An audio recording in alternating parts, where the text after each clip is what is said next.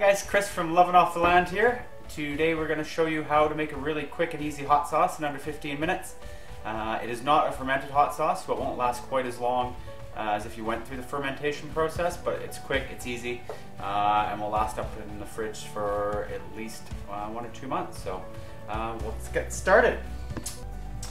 And of course, just taking all the ends off of the jalapenos.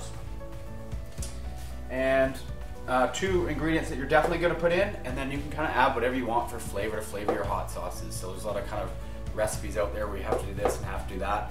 Have some fun with it, play around. We've got half tomato left over, so we're going to put that in there for a little bit of flavoring. And then just a bunch of jalapenos and garlic. So I kind of like to do a 1-to-1 ratio of jalapeno and garlic, or hot peppers and garlic. Just to get that really nice garlicky flavor in there too. I do like it spicy, but it's also nice to have some flavor. So you can put in tomatoes, you can put in regular bell peppers, or anything else you want to be creative with to try and get some flavors into your hot sauce too. So we're just going to cut them up a little bit smaller so that they boil down quicker, and same with the garlic, just so that it cooks a little bit quicker and it's nice and quick.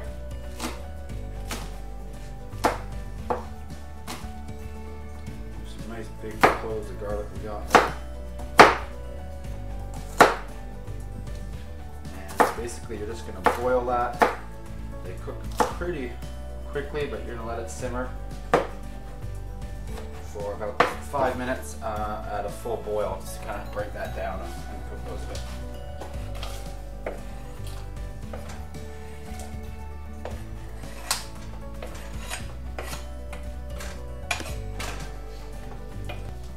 So with this process as well, if you're not going through the fermentation process, we're on this weird, crazy diet where you can only eat what we catch, grow, harvest, or raise for a year, so we can't use any in this hot sauce.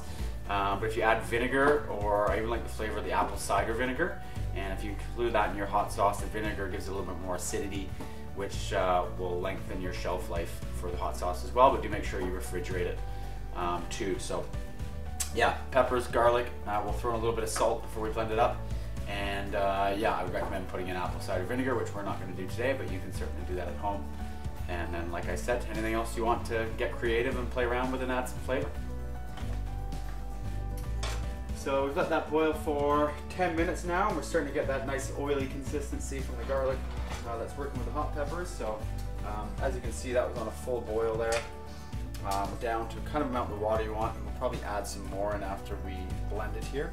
But you just want it so the garlic is kind of broken down and is nice and mushy, and you can easily just cut right through it. So we're just going to blend that up and let it simmer for another 5 minutes, and we'll be ready to roll.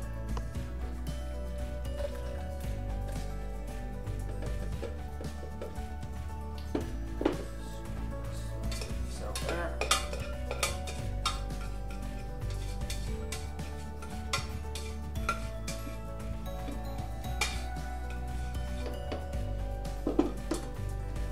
Throw in a little bit of sea salt. That. And I'm going to add a little bit more water, and then once it's kind of done and you're tasting it, you can kind of water it down to the level that you would like it at. But cooling it down will also help stop the pressure that's going to build up in here a bit as well.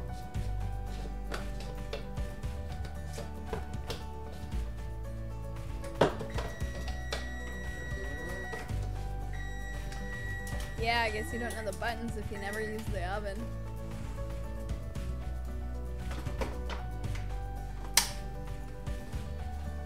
Just blend that up nicely.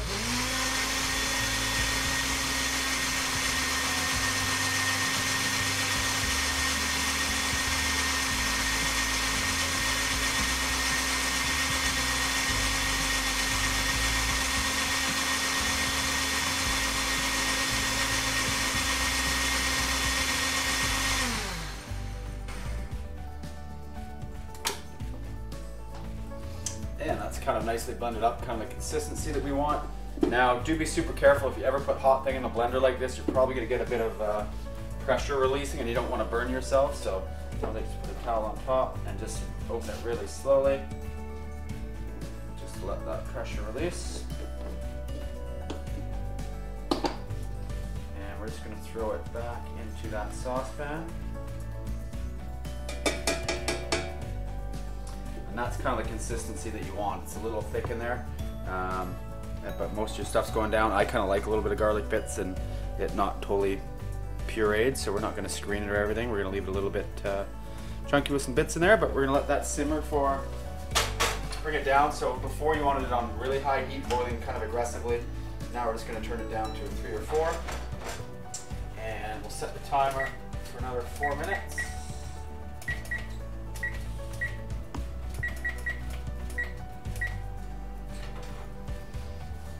And keep an eye on that, and then we'll taste her and see how she tastes. All right, so we let that simmer for another 4 minutes there. So we'll turn the stove off and get that off, and now you can kind of play around with it. If it's not spicy enough for you, you can let it keep on simmering and kind of boil it down a little more and get some water out of it. Or if you find it's too spicy for you, you can add some more water in, but you don't want to water it down too much. Also remember too that when you're tasting it directly, it's not going to be, or it's going to be way spicier than once you put it onto food and it kind of dilutes a bit. So I know we did that with our first batch, and we thought it was going to be way too hot, and it was, and then we watered it down and we put it on food. It wasn't spicy enough, so just keep that in mind when you're tasting it. It's got some good flavor. You definitely get the garlic, a bit of tomato. I'm just going to add in a little bit more salt to that. Get some more saltiness in there.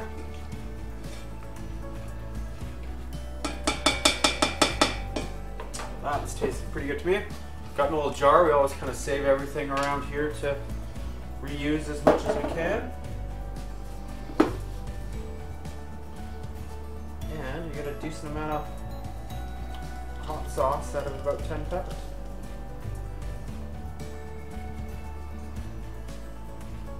So that is almost a full jar.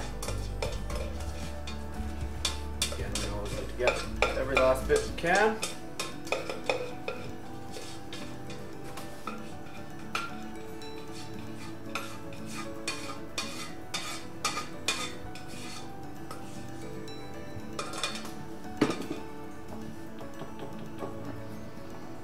There you go. Jar of homemade hot sauce. That easy, under 15 minutes.